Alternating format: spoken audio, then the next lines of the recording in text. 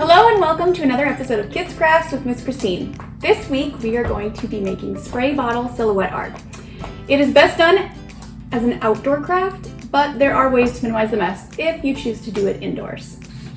So items you will need include paint.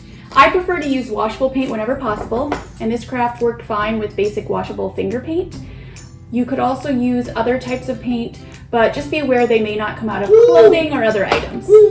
You will also need a spray bottle. If you have any empty spray bottles from cleaners or other things, you can use those. Just be sure that you have completely cleaned out the bottle and run water or soap through the spray nozzle to make sure you've removed any leftover chemicals. You're also going to need paper. You can use basic printer paper, cardstock, or construction paper. I think construction paper worked best for us. It is a little bit more absorbent, so the paint really stuck to the paper.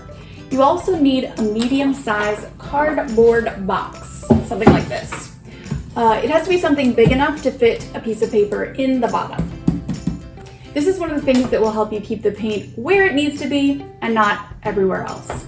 You're also going to need some straight pins or Scotch tape. I think straight pins work best, but you can decide what's best for you. Last of all, you will also need a cutout shape of what you want to paint around. Now this could be your favorite shape, the first letter of your name, or it could even be just something like the outline of your hand. Now we decided to paint some of our favorite book characters. Let's see if you can guess which ones we did. Here's the first one. That's right, it's the Cat in the Hat. This is one of our favorites too.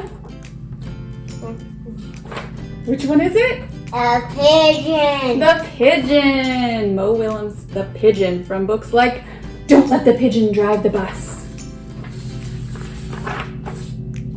This one's pretty good too. Curious George. It's Curious George on a ball. Yeah. There's lots of great stories with Curious George in them. Now, my big helper over here, he picked this one out. He likes The Very Hungry Caterpillar. What a great story by Eric Carle. And my littlest helper over here, she picked out this one. You might recognize her. This is Alice in Wonderland. Yeah, my littlest helper really likes Alice in Wonderland because she was actually Alice in Wonderland for Halloween. Yeah, that was a lot of fun. And this one I picked out. Miss Christine is a big fan of this character. I know Mary Poppins. Mary Poppins, that's right. And actually, I dressed up as Mary Poppins once too. A lot of fun. The first step is to cut out your character shape or letter or whatever you've chosen to outline with the paint.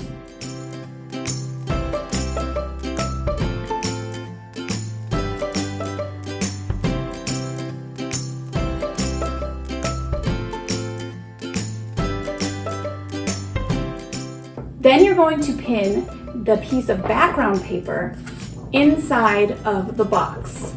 You can use the four corners to hold it in place. Then pin the character or shape on top of that paper. Now make sure you use enough pins to hold the edges of the shape down so that the paint can't easily get behind it. If you would rather use tape, just roll pieces of tape into loops and place them on the back of your background paper and the shape.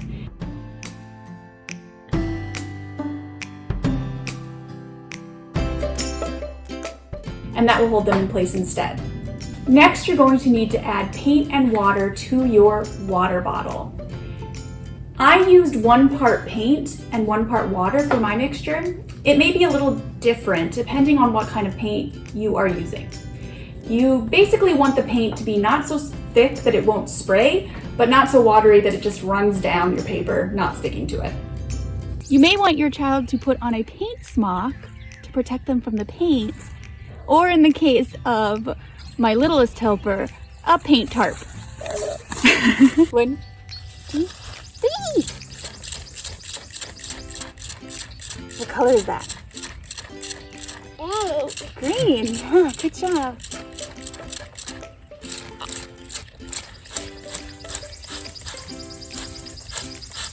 When spraying, you don't want to cover the entire background paper. It looks a lot better with a sort of splattered look, and it is more likely you won't have paint seep behind your character or shape.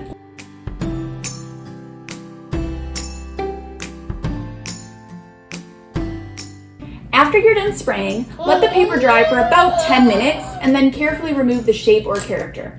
I waited too long to remove my characters the first time, and I had a lot of difficulty getting all the paper off because it had completely dried to the background paper. After that, I would let your work of art fully dry before hanging it up or doing anything else with it.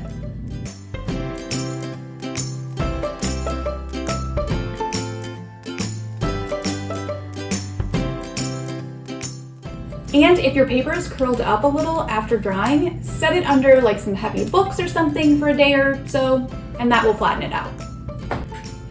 Well, that's it for this week's episode of Kids Crafts with Miss Christine. Just a friendly reminder that it does help to like us and subscribe to our channel. We hope to be bringing you many more at-home library programs in the future. Thanks for joining us. Bye!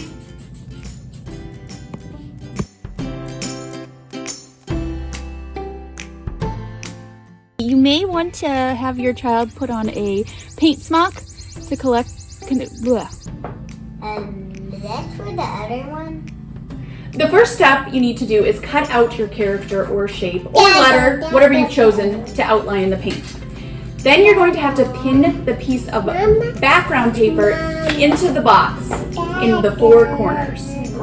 Then you're going to pin the character or shape on top of the paper. Make sure you use enough pins to hold the edges of the shape down so that the paint cannot easily get behind it.